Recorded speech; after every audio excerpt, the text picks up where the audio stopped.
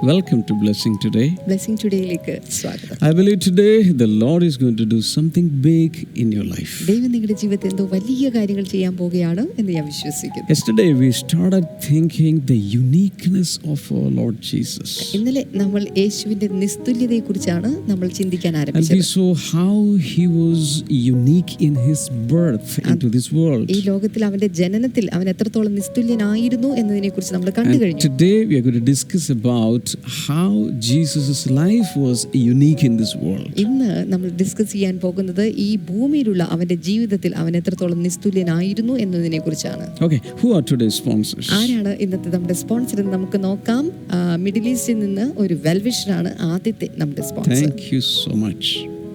ഒരു സാധ്യതയും ഇല്ലാത്തയിടത്ത് എക്സിറ്റ് അടിക്കാതെയും മറ്റ് തടസ്സങ്ങളില്ലാതെയും വിസ ലഭിച്ചതിന് നന്ദി സൂചകമായിട്ട് കർത്താവ് ഇത് സമർപ്പിച്ചിരിക്കുമ്പോൾ തുടർന്നും കർത്താവ് അങ്ങ് അവരെ അനുഗ്രഹിക്കണമേ. മകന് എത്രയും വേഗം തടസ്സങ്ങളില്ലാതെ വിദേശത്തേക്ക് വരുന്നതിനുള്ള വിസ ലഭിക്കുവാനായിട്ട് ഞങ്ങളിപ്പോൾ പ്രാർത്ഥിക്കുന്നു. അടുത്ത നമ്മുടെ സ്പോൺസർ ആയൂരിൽ നിന്ന് രാജമ്മയാണ്. Thank you so much, Rajama. കർത്താവെ ശാരീരികമായി ബുദ്ധിമുട്ടുകൾ മാറുവാൻ, സാമ്പത്തിക നന്മകൾ ഉണ്ടാകുവാൻ, കൊച്ചുമകൻ ശ്രേയസിന് +2 എക്സാമിൽ ഉന്നത വിജയം ലഭിക്കുവാൻ, മകൾ ഷീജയുടെ നല്ല ആരോഗ്യത്തിനായി ഞങ്ങൾ പ്രാർത്ഥിക്കുന്നു. 2 മക്കളും അവരുടെ കുടുംബവും അനുഗ്രഹിക്കപ്പെടുവാൻ തക്കവിധം കർത്താവെ അങ്ങ് വഴികൾ തുറക്കണമേ എന്ന് പ്രാർത്ഥിക്കുന്നു. കർത്താവ് അങ്ങ് പ്രാർത്ഥന കേട്ടതിനായി നന്ദി പറയുന്നു, യേശുവിന്റെ നാമത്തിൽ തന്നെ. Amen. Amen. Thank you so much, sponsors. ഇന്നത്തെ സ്പോൺസേഴ്സിന് പ്രത്യേകമായ നന്ദി. Over to Blessing Today mini choir to lead us in worship. ഇന്നത്തെ ആരാധനയിലേക്ക് നമ്മെ നയിക്കേണ്ടതിനായിട്ട് ബ്ലെസ്സിംഗ് ടുഡേയുടെ choirലേക്ക് നമുക്ക് പോകാം. Amen. Praise the Lord. Blessed be the name of the Lord. കർത്താവിന്റെ നാമം വാഴ്ത്തപ്പെടുമാറാകട്ടെ. Let's bless his holy name. Hallelujah. നമ്മൾ ഒരുമിച്ച് ചേർന്ന് ആരാധിക്കുമ്പോൾ യേശുവിന്റെ നാമത്തെ നമുക്ക് ഇന്ന് പകൽ ഉയർത്താം.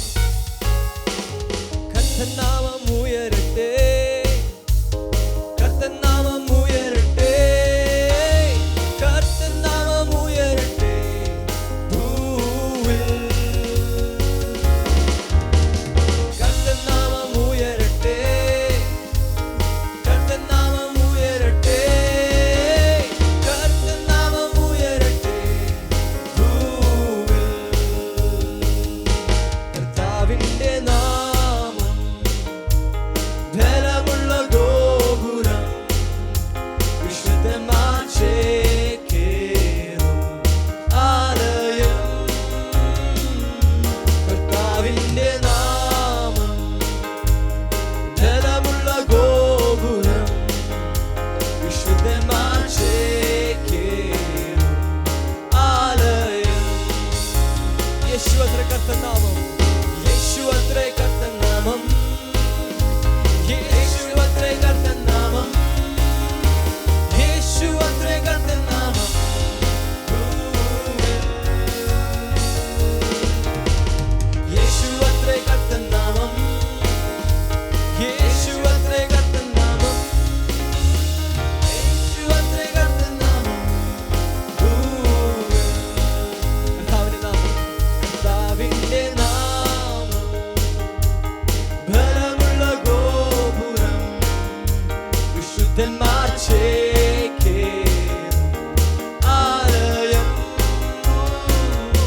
കർത്താവിന്റെ നാമം ബലമുള്ള ഗോപുരം, വിശുദ്ധന്മാർ ചേക്കേറും ആലയം. കർത്തൻ നാമം, കർത്തൻ നാമം ഉയരട്ടെ, കർത്തൻ നാമം ഉയരട്ടെ, കർത്തൻ നാമം ഉയരട്ടെ ഭൂമിയിൽ. ഓ കർത്തൻ നാമം ഉയരട്ടെ നമ്മുടെ മധ്യേ, കർത്തൻ നാമം ഉയരട്ടെ, കർത്തൻ നാമം ഉയരട്ടെ. All right, Jesus' life on earth was very, very unique. യേശു കർത്താവിന്റെ ഈ ഭൂമിയിലുള്ള ജീവിതം വളരെയധികം But നിസ്തുല്യമായിരുന്നു. his lifespan on earth was very short. എന്നാൽ ഈ ഭൂമിയിലുള്ള അവന്റെ ജീവിതം എന്ന് പറയുന്ന കാലഘട്ടം വളരെ ഷോർട്ടായിരുന്നു, വളരെ ചെറുതായിരുന്നു. Only 33.5 years. 33.5 വർഷം മാത്രം. And compared to an average man's lifespan, this was very less. മറ്റു ഒരു മനുഷ്യന്റെ ജീവിത കാലഘട്ടവുമായി താരതമ്യം ചെയ്യുമ്പോൾ ഇത് വളരെ ഹ്രസ്വമായ വിശാലമായ ഒരു കാലഘട്ടമാണെന്ന് കാണാം. And when people read the 4 Gospels, ജനങ്ങൾ ഈ 4 ഗോസ്പലുകൾ വായിക്കുമ്പോൾ they have many confusing situations. ആശയക്കുഴപ്പമുണ്ടാക്കുന്ന പല അവസ്ഥകളും ഉണ്ടാകാറുണ്ട്. See, Jesus' life, the last 3 years are mentioned in detail. യേശുവിന്റെ അവസാനത്തെ 3 വർഷങ്ങളുടെ കാര്യങ്ങൾ വളരെ വ്യക്തമായി വിശദമായി രേഖപ്പെടുത്തിയിട്ടുണ്ട്. But the first part, that means 30 years, why nothing is mentioned about that? എന്നാൽ ആദ്യത്തെ 30 വർഷങ്ങളെ കുറിച്ചുള്ളതിൽ ഒന്നും തന്നെ സത്യത്തിൽ പറഞ്ഞിട്ടില്ല. That is not right. Many things are mentioned. അത് ഒരിക്കലും ശരിയല്ല. ഒത്തിരി കാര്യങ്ങളും പറഞ്ഞിട്ടുണ്ട്.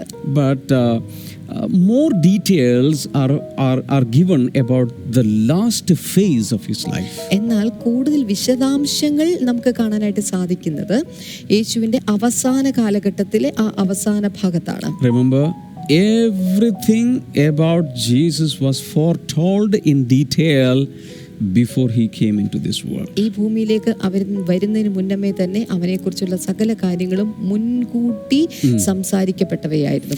Usually when the wife is pregnant, both of them will start discussing what name to be given to the child.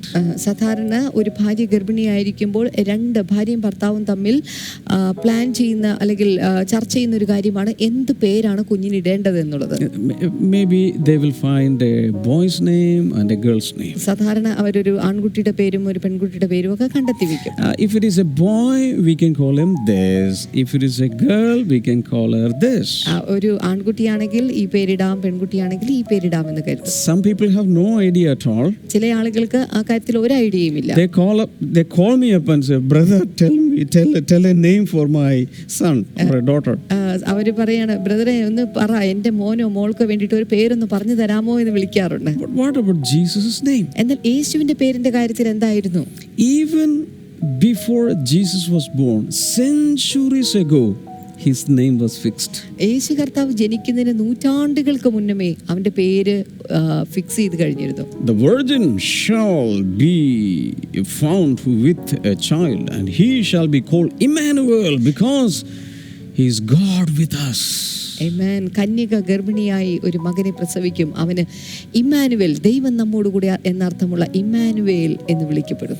All right, so his name was prefixed. അവന്റെ പേര് മുൻകൂട്ടി നിർണയിക്കപ്പെട്ടിരുന്നു. Where he would be born, that place was prefixed. അവൻ എവിടെയാണ് ജനിക്കുന്നത് എന്ന് പറയുന്ന സ്ഥലവും ഈ തരത്തിൽ മുൻകൂട്ടി നിശ്ചയിക്കപ്പെട്ടിരുന്നു. Time was prefixed. സമയം മുൻകൂട്ടി നിശ്ചയിച്ചിരുന്നു.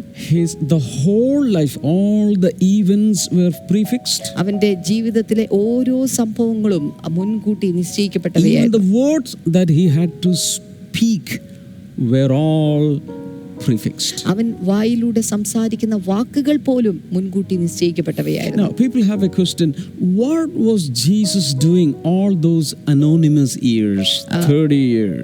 സാധാരണ ജനങ്ങൾക്കുണ്ടാകുന്ന ഒരു ചോദ്യമാണ്, ആ 30 വർഷങ്ങളിൽ അറിയപ്പെടാതിരുന്ന 30 വർഷങ്ങളിൽ യേശു കർത്താവ് എന്ത് ചെയ്യുകയായിരുന്നു? What was he doing? എന്തായിരുന്നു അദ്ദേഹം ചെയ്തിരുന്നത്? And people have different ideas, wrong ideas about Jesus' life.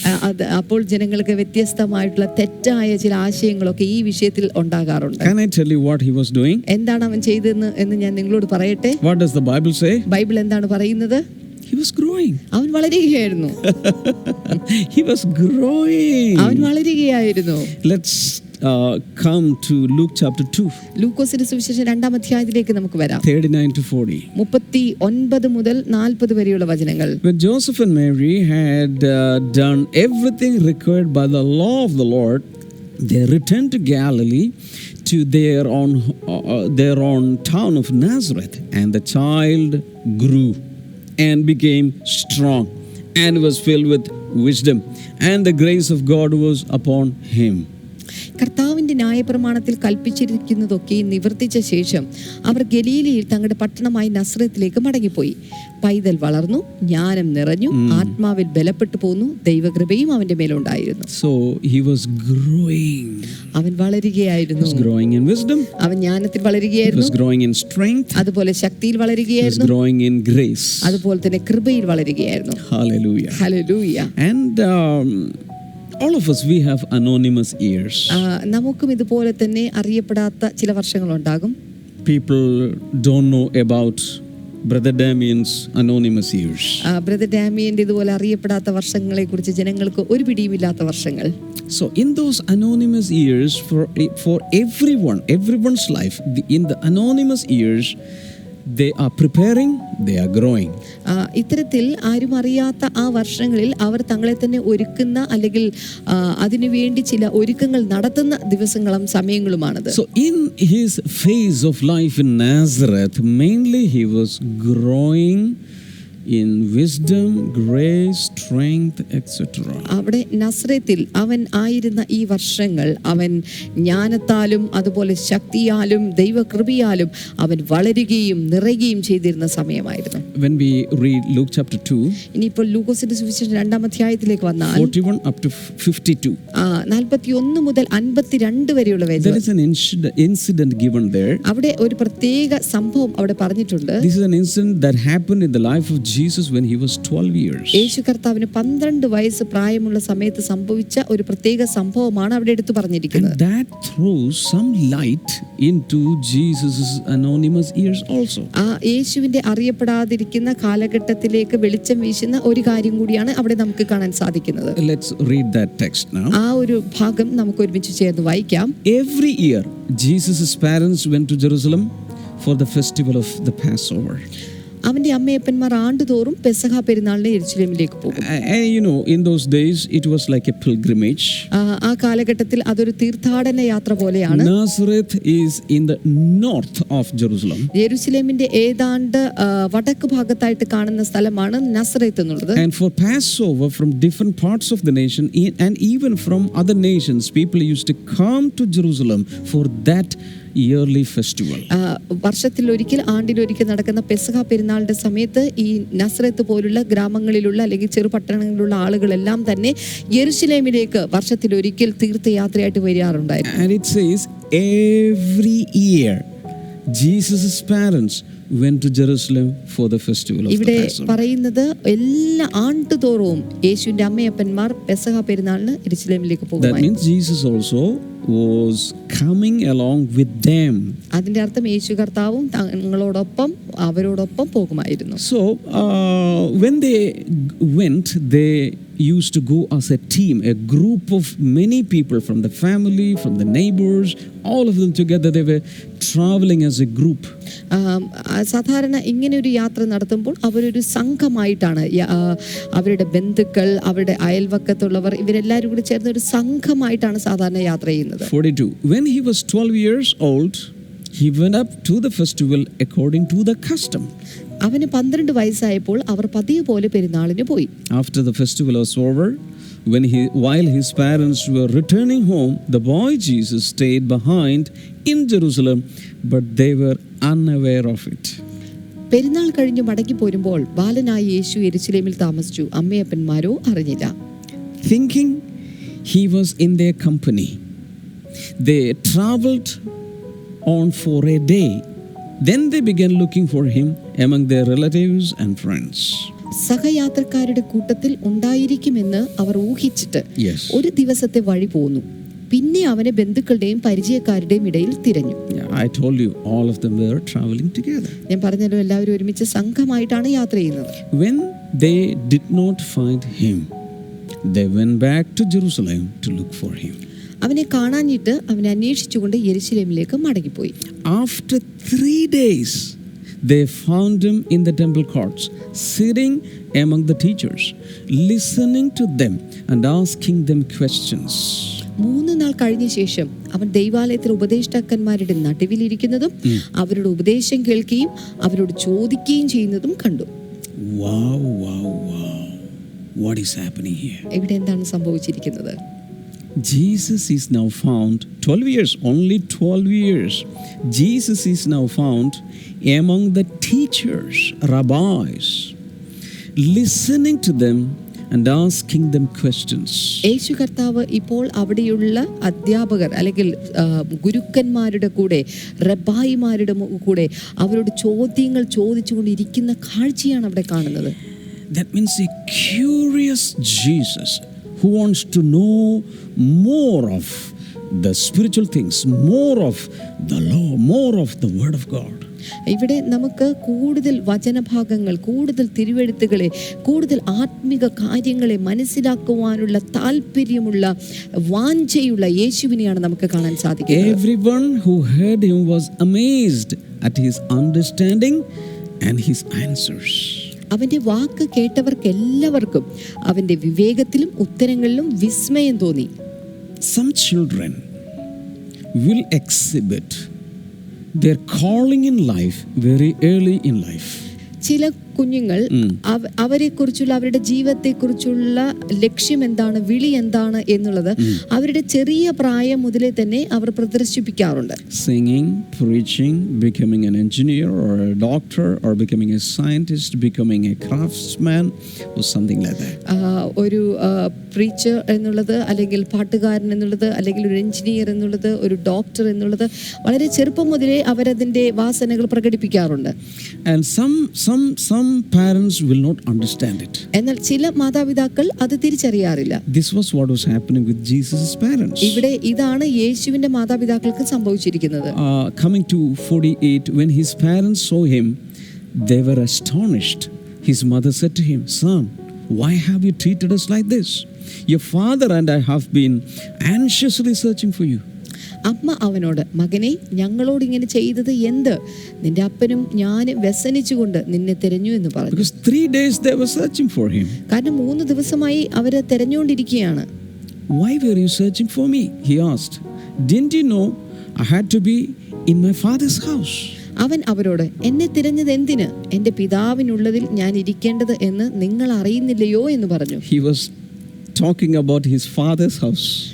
ഇവിടെ ഇപ്പോൾ തന്റെ പിതാവിന്റെ ഭവനത്തെക്കുറിച്ചാണ് താൻ സംസാരിക്കുന്നത്. Meaning the temple of God. അർത്ഥം എന്നുള്ളത് ദൈവാലയത്തെക്കുറിച്ചാണ്. Here, that is the meaning. അതാണ് ഇവിടെയുള്ള ആ ദൈവാലയത്തെക്കുറിച്ചാണ് സംസാരിക്കുന്നത്. But they did not understand what he was saying to them. അവൻ തങ്ങളോട് പറഞ്ഞ ആ വാക്ക് അവർ ഗ്രഹിച്ചില്ല. 51. Then he went down to Nazareth with them and was obedient to them. But his mother treasured all these things in her heart. And Jesus grew in wisdom and stature and in favor with God and man. പിന്നെ അവൻ അവരോടുകൂടെ ഇറങ്ങി നസറത്തിൽ വന്ന് അവർക്ക് കീഴടങ്ങിയിരുന്നു. ഈ കാര്യങ്ങളെല്ലാം അവന്റെ അമ്മ ഹൃദയത്തിൽ സംഗ്രഹിച്ചു. യേശുവോ ജ്ഞാനത്തിലും വളർച്ചയിലും ദൈവത്തിലും മനുഷ്യരുടെ കൃപയിലും മുതിർന്നു വന്നു. I heard one scholar saying, ഒരു പണ്ഡിതൻ പറയുന്ന ഒരു കാര്യം ഞാൻ കേട്ടിട്ടുണ്ട്. when Jesus was a boy, യേശു കർത്താവ് ഒരു ആൺകുട്ടിയായിരുന്നു. in those days, as you know, people, all of them, in all the people, all homes, they didn't have personal copy of the scrolls or the Old Testament books. ആ കാലഘട്ടങ്ങളിൽ ഭവനങ്ങളിൽ എല്ലാവർക്കും വ്യക്തിപരമായിട്ട് അല്ലെങ്കിൽ ഒരു കുടുംബത്തിന് വേണ്ട തിരുവെഴുത്തുകളുടെ ചുരുളുകൾ അവരുടെ ഭവനങ്ങളിൽ ഇല്ലായിരുന്നു. And the only scrolls found were in synagogues, local synagogues. സാധാരണ ആ തിരുവെഴുത്തുകളുടെ ചുരുളുകൾ അന്നത്തെ കാലത്തുണ്ടായിരുന്നത് അത് ദേശീയമായിട്ടുള്ള സിനഗോഗുകളിൽ, യഹൂദന്മാരുടെ പള്ളികളിൽ മാത്രമായിരുന്നു. So Jesus, it is said, it is not mentioned in the Bible, but we can assume Jesus used to go to the synagogues frequently, and Jesus used to ask the synagogue ruler or synagogue leader or the rabbi there to read out the scrolls to him. പറയപ്പെടുന്നത് ഇപ്രകാരമാണ്, യേശു കർത്താവ് പതിവായി ഈ സിനഗോഗുകളിൽ കടന്നു ചെല്ലുകയും സിനഗോഗിന്റെ അധികാരിയായിട്ടുള്ള വ്യക്തിയോട് ഈ Bible തിരുവചന ഭാഗങ്ങൾ വായിക്കുവാനായിട്ട് ആവശ്യപ്പെടുകയും ആ ഗുരുവിൽ നിന്ന് പലതും പഠിക്കുമായിരുന്നു എന്നാണ് പറയപ്പെടുന്നത്. Of course, he was word came in the flesh. നിശ്ചയമായിട്ടും വചനം ജഡത്തിൽ അവതരിച്ചതാണവൻ. But he was born as a baby. പക്ഷേ അവനൊരു ശിശുവായിട്ട് ഇപ്പോൾ ജനിച്ചിരിക്കുകയാണ്. And he had to grow. അവന് വളരേണ്ടതായിട്ടുണ്ട്. Just like we all are growing. നമ്മളെല്ലാം വളരുന്നത് പോലെ അവന് വളരേണ്ടതായിട്ടുണ്ട്. So he had to get the word. അതിനുവേണ്ടി ദൈവത്തിന്റെ വചനം അവൻ ഏറ്റെടുക്കണം. So he used to frequently go to the synagogue to learn the word, to grasp the word more and more, to comprehend the word more and more. ഈ വചനങ്ങൾ കൂടുതൽ കേൾക്കുവാൻ വേണ്ടി, ഗ്രഹിക്കുവാൻ വേണ്ടി, പിടിച്ചെടുക്കുവാൻ വേണ്ടിയിട്ട് അവൻ പതിവായിട്ട് ദൈവാലയത്തിലേക്ക് പോകുമായിരുന്നു. Boys and girls, young people, That is a model for us. സഹോദരന്മാരെ, സഹോദരിമാരെ, ചെറുപ്പക്കാരെ, ആൺകുട്ടികളെ, പെൺകുട്ടികളെ, ഇത് നമുക്കൊരു മാതൃകയാണ്. Coming to chapter 4 verse number 16 of Gospel of Luke. ലൂക്കോസിന്റെ സുവിശേഷം 4-ാം അധ്യായത്തിലേക്ക് വന്നാലും അതിന്റെ 16-ാമത്തെ വചനം. He went to Nazareth where he had been brought up, and on the Sabbath day he went to the synagogue as was his custom. He stood up to read. അവൻ വളർന്ന നസ്രത്തിൽ വന്ന് ശബത്തിൽ തന്റെ പതിവ് പോലെ പള്ളിയിൽ ചെന്ന് വായിപ്പാൻ എഴുന്നേറ്റിരുന്നു. I want to highlight that phrase, as was his custom. That means every Sabbath without fail Jesus used to go to the synagogue. അവിടെ തൻ്റെ പതിവ് പോലെ എന്ന് പറയുന്ന ഭാഗമാണ് ഉയർത്തിക്കാട്ടുവാൻ ഞാൻ ആഗ്രഹിക്കുന്നത്. അതിൻ്റെ അർത്ഥം എല്ലാ ശബത്ത് ദിനങ്ങളിലും ഒരു മുടക്കവുമില്ലാതെ അവൻ പള്ളിയിൽ പോയി ഇത് വായിക്കുമായിരുന്നു എന്നുള്ളതാണ്. What do you understand? നിങ്ങൾക്ക് അതിൽ നിന്ന് എന്താണ് മനസ്സിലായത്? On one side he was growing physically, his physical body was growing. ഒരു ഭാഗത്ത് അവന്റെ ശരീരം, അവന്റെ ശാരീരികമായ കാര്യങ്ങളിൽ വലിയ വളർച്ച ഉണ്ടാകുന്നു. But he was investing a lot into himself so that his mind, emotion and spirit would grow. എന്നാൽ കൂടുതൽ കാര്യങ്ങൾ അവന്റെ മറുഭാഗത്തേക്ക് അവൻ നിക്ഷേപിച്ചിരിക്കുകയാണ്. അങ്ങനെ മനസ്സും വികാരങ്ങളും ഇച്ഛാശക്തിയും എല്ലാം വളർന്നുകൊണ്ടിരിക്കുകയാണ്. And it is assumed that Joseph, his foster father, had died, passed away early in life. അത് കണ്ടെത്തിയിരിക്കുന്ന കാര്യം, യോസഫ് എന്നുള്ള തൻ്റെ വളർത്തുപിതാവ് വളരെ നേരത്തെ മരിച്ചു പോയിരുന്നു. And according to the scripture that we read in Luke chapter 2, Jesus was obedient to his parents. That means he was submitted to them and he was following his profession, his father's profession, carpentry. അതിൻ്റെ അർത്ഥം ലൂക്കോസിന്റെ സുവിശേഷം 2-ാം അധ്യായത്തിൽ നമുക്ക് കാണാൻ സാധിക്കുന്നത്, അവൻ തൻ്റെ മാതാപിതാക്കൾക്ക് അതുവരെയും കീഴടങ്ങിയിരുന്നു എന്ന് പറയുമ്പോൾ തൻ്റെ പിതാവിൻ്റെ ജോലി തന്നെ, മരപ്പണി തന്നെ താൻ തുടർന്നിരുന്നതായിട്ട് നമുക്ക് മനസ്സിലാക്കാൻ സാധിക്കും. So what was Jesus' profession? എന്തായിരുന്നു യേശുവിൻ്റെ തൊഴിൽ? Carpentry. മരപ്പണി. And as a professional carpenter, this is my guesswork, not in the Bible. He made a lot of furniture. He constructed maybe houses, the doors, the shutters, and many things in and around that Nazareth area. ഒരു മരപ്പണിക്കാരൻ എന്ന നിലയിൽ നസ്രത്തിന്റെ ആ ചുറ്റുവട്ടത്തുള്ള വീടുകളിലേക്ക് വേണ്ട കസേരകൾ, മേശകൾ, വാതിലുകൾ തുടങ്ങിയ കാര്യങ്ങളെല്ലാം അവൻ തൻ്റെ കൈകൾ കൊണ്ടുണ്ടാക്കി. So 30 years he was preparing himself. He was preparing his mind, emotions, will, his body and his spirit and everything for the mission the Father had given him. 30 വർഷങ്ങൾ അവൻ്റെ മനസ്സ്, അവൻ്റെ വികാരങ്ങൾ, അവൻ്റെ ഇച്ഛാശക്തി, അവൻ്റെതായ എല്ലാം തന്നെ അവൻ ഒരുക്കിയെടുക്കുകയായിരുന്നു. പിതാവിൻ്റെ ഇഷ്ടം പൂർത്തിയാക്കുവാൻ വേണ്ടിയിട്ട് അവൻ തന്നെ സജ്ജമാക്കുകയായിരുന്നു, ഒരുക്കുകയായിരുന്നു. The first 30 years of his life, he was going low profile, anonymous. He was not much known by anybody. But then he got baptized. From there, he took off. എന്നാൽ ആദ്യത്തെ ഈ 30 വർഷങ്ങൾ ആരും അറിയപ്പെടാതിരുന്ന ആ വർഷങ്ങൾ അവൻ സാധാരണ രീതിയിൽ തന്നെ അവൻ ജീവിച്ചു. എന്നാൽ പിന്നീടുള്ള വർഷങ്ങളിൽ ഒരു വലിയ മുന്നോട്ട് പോക്കാണ് നമുക്ക് കാണാൻ സാധിക്കുന്നത്. He was filling himself with the word. അവൻ ദൈവവചനത്താൽ തന്നെ നിറച്ചു. And he had an unparalleled prayer life. അത് മാത്രമല്ല, സമാന്തരങ്ങളില്ലാത്ത ശക്തമായ പ്രാർത്ഥനാ ജീവിതവും അവനുണ്ടായിരുന്നു. That was why when he started his ministry and when he started fasting and prayer, he overcame every temptation from the devil because he was fully equipped. He was fully prepared with the word and with the spirit. അതുകൊണ്ടാണ് അവൻ തൻ്റെ ശുശ്രൂഷകൾ ആരംഭിക്കുന്നതിനോടനുബന്ധിച്ച് താൻ ഉപവാസത്തിലും പ്രാർത്ഥനയിലും ആയിരുന്നത്. തൻ്റെ എല്ലാ കാര്യങ്ങളിലും താൻ അതിശക്തമായിട്ട് തന്നെ എല്ലാ കാര്യത്തിനും വേണ്ടി താൻ ഒരുക്കുകയായിരുന്നു.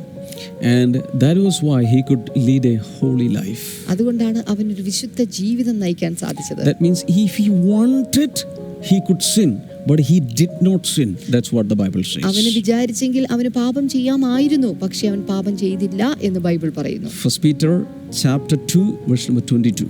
1 പത്രോസിന്റെ ലേഖനം 2-ാം അധ്യായം 22-ാമത്തെ വചനം. He committed no sin and no deceit was found in his mouth.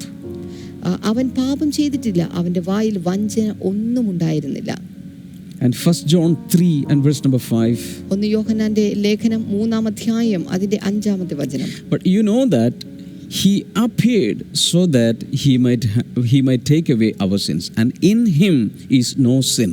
പാപങ്ങൾ നീക്കുവാൻ അവൻ പ്രത്യക്ഷനായി എന്ന് നിങ്ങൾ അറിയുന്നു, അവനിൽ പാപം ഇല്ല. But 2 Corinthians chapter 5 verse number 21. എന്നാൽ 2 കൊരിന്ത്യർക്കെഴുതിയ ലേഖനം 5-ാം അധ്യായം അതിന്റെ 21-ാമത്തെ വചനം.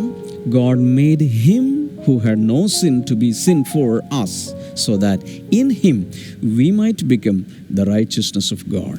പാപം അറിയാത്തവനെ നാം അവനിൽ ദൈവത്തിന്റെ നീതിയാകേണ്ടതിന് അവൻ നമുക്ക് വേണ്ടി പാപമാക്കി. Hallelujah. Hallelujah. Many people ask a question.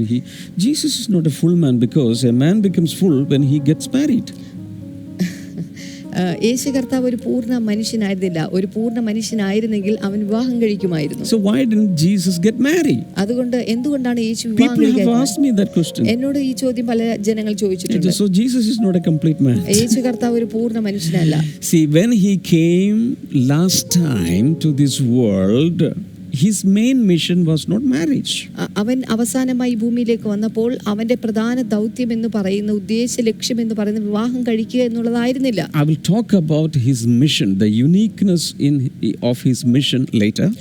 അവന്റെ ദൗത്യത്തിലുള്ള നിസ്തുല്യതയെക്കുറിച്ച് പിന്നീട് ഞാൻ സംസാരിക്കുന്നതായിരിക്കും. But his main mission was to save the sinners. എന്നാൽ അവന്റെ യഥാർത്ഥ ലക്ഷ്യം എന്ന് പറയുന്നത് പാപികളെ രക്ഷിക്കുക എന്നുള്ളതാണ്. But next time when he comes, he will get married. എന്നാൽ അടുത്ത പ്രാവശ്യം വരുമ്പോൾ അവന് വിവാഹം കഴിക്കും. Who will be the bride? അങ്ങനെയെങ്കിൽ മണവാട്ടി ആരായിരിക്കും? The bride will be all of us who believe him today. ഇന്ന് അവനിൽ വിശ്വസിക്കുന്ന നമ്മളെല്ലാവരുമായിരിക്കും ആ മണവാട്ടി എന്നുള്ളത്. Hallelujah. Hallelujah. So for his marriage he is going to come back.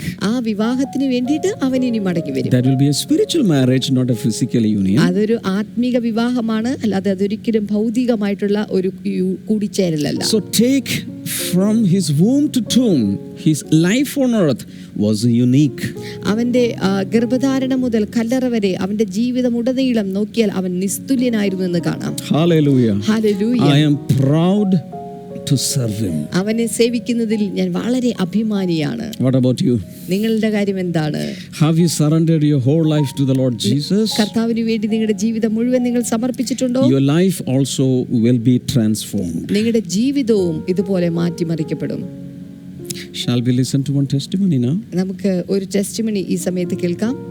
ഞാൻ ബ്ലെസ്സിംഗിലൂടെ ഷെല്ലി സുനിൽ എന്ന വള്ളംകുളത്ത് ഞാൻ എപ്പോഴും വിളിച്ച് എൻ്റെ ഓരോ വിഷയം വെച്ച് പ്രാർത്ഥിക്കുന്നതാണ്. എനിക്കിപ്പോൾ ഞാൻ പ്രെയർ ലൈൻ ബുക്ക് വിളിച്ച് പ്രാർത്ഥിക്കുക. ഞാൻ പ്രെയർ ലൈൻ ബുക്ക് ഒരു കല്യാണം കഴിഞ്ഞിട്ട് 7 വർഷമായി. ഞാൻ 6 വർഷമായിട്ട് ആ പ്രെയർ ലൈൻ ബുക്ക് ഉപയോഗിക്കുന്നുണ്ട്. എൻ്റെ തലമുറയ്ക്ക് വേണ്ടിയും എനിക്ക് ഒരു സാമ്പത്തിക ബുദ്ധിമുട്ടുണ്ട്, ഒരു കടബാധ്യതയുണ്ട്, അത് മാറുവാനും എൻ്റെ ബ്രദറിൻ്റെ കല്യാണം നടക്കുവാനും വേണ്ടി ഞാൻ പ്രാർത്ഥിച്ചു. വിഷയങ്ങൾ എഴുതി പ്രെയർ ലൈൻ ബുക്ക് വെച്ച് പ്രാർത്ഥിച്ചു. ആ പല വിഷയത്തിനും എൻ്റെ ദൈവം വിടുതൽ തന്നിട്ടുണ്ട്. ഇപ്പോൾ 6 വർഷമായി ഞാൻ കൂടുതൽ ഭാരപ്പെടുന്ന വിഷയം എനിക്കൊരു തലമുറയായിരുന്നു. അത് ദൈവം എനിക്ക് കഴിഞ്ഞ മാർച്ച് 8-ന് എൻ്റെ ദൈവം എനിക്കൊരു ഉദരഫലത്തെ തന്നു. ഇപ്പോൾ 3 മാസമായി. I thank God for this miracle. ഈ ഒരു അത്ഭുതത്തിനായി ഞാൻ കർത്താവിന് നന്ദി പറയുന്നു. But her audacity and faith is really wonderful, appreciable. എന്നാൽ അവളുടെ വിശ്വാസം ഉറപ്പും അത് ശരിക്കും പ്രശംസനാർഹമാണ്.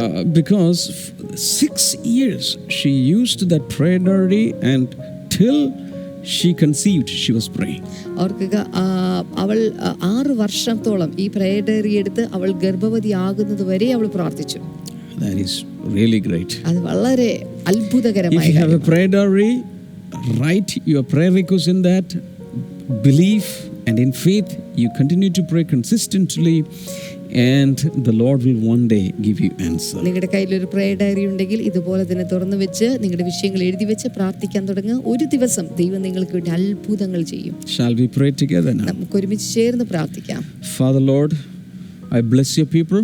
പിതാവേ, അങ്ങയുടെ ജനത്തെ ഇപ്പോൾ ഞാൻ അനുഗ്രഹിക്കുന്നു. And if you're sick in your bodies, just stretch forth your hands. നിങ്ങളുടെ ശരീരത്തിൽ എന്തെങ്കിലും രോഗമുണ്ടെങ്കിൽ ഇപ്പോൾ കൈകൾ നീട്ടിപ്പിടിച്ചാലും. Lord, I pray against all the ailments, all the sicknesses, all the infirmities, and all the torments of Father. Let people be relieved. കർത്താവെ, ഇപ്പോൾ ഈ വ്യക്തികളുടെ ശരീരത്തിലുള്ള എല്ലാ രോഗങ്ങൾ, എല്ലാ പീഡനങ്ങൾ, എല്ലാ വേദനകൾ ഇപ്പോൾ മാറിപ്പോകേണ്ടതിനായി ഞാൻ പ്രാർത്ഥിക്കുന്നു. And Father, I command all the diseases to be healed in Jesus' name. അതുമാത്രമല്ല, എല്ലാ രോഗങ്ങളും യേശുവിന്റെ നാമത്തിൽ സൗഖ്യമാകുവാൻ വേണ്ടി Every പ്രാർത്ഥിക്കുന്നു. joint pain be healed.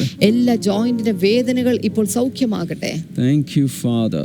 Somebody with neck problem, the Lord is healing now. ആരുടെയോ കഴുത്തിന്റെ പ്രശ്നം കർത്താവ് ഇപ്പോൾ സൗഖ്യമാക്കിയാണ്. And childless couples, Lord, I pray that you may bless them right now. ഇപ്പോൾ കുഞ്ഞുങ്ങളില്ലാത്ത ചില ദമ്പതികൾ, കർത്താവെ, ഇപ്പോൾ അവരുടെ ജീവിതത്തിൽ അത്ഭുതങ്ങൾ സംഭവിക്കട്ടെ. In the name of Jesus, Father, bless them with children. യേശുവിന്റെ നാമത്തിൽ കർത്താവെ, കുഞ്ഞുങ്ങൾ പിറക്കട്ടെ എന്ന് ഞങ്ങൾ Some പ്രാർത്ഥിക്കുന്നു. alcoholics are getting set free in Jesus' name. അതുപോലെ തന്നെ ചില മദ്യപാനികൾ മദ്യപാനത്തിൽ നിന്ന് വിടുതൽ പ്രാപിക്കുകയാണ്. Thank you, Lord. നന്ദി കർത്താവെ. And also, Father, take people from the financial crisis. അതുപോലെ തന്നെ സാമ്പത്തിക ബുദ്ധിമുട്ടുകളിൽ നിന്ന് ജനങ്ങളെ അങ്ങ് വിടുവിക്കണമേ. Thank you, Lord, for blessing your people. കർത്താവെ, അങ്ങയുടെ ജനത്തെ അങ്ങ് അനുഗ്രഹിച്ചതിനായി നന്ദി. In Jesus' name. യേശുവിന്റെ നാമത്തിൽ Amen. Amen. Thank you so much for watching today's episode. ഇന്നത്തെ എപ്പിസോഡ് കണ്ടതിന് പ്രത്യേകമായി നന്ദി.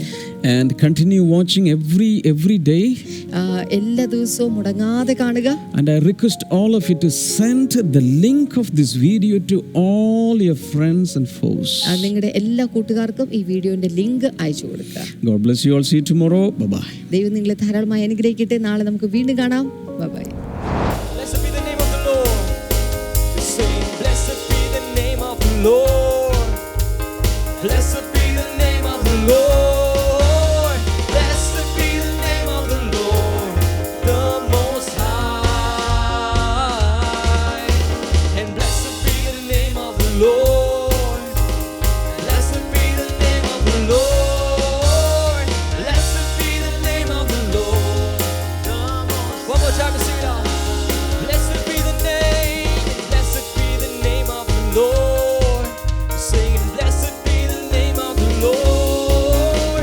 Blessed be the name of the Lord, the Most High.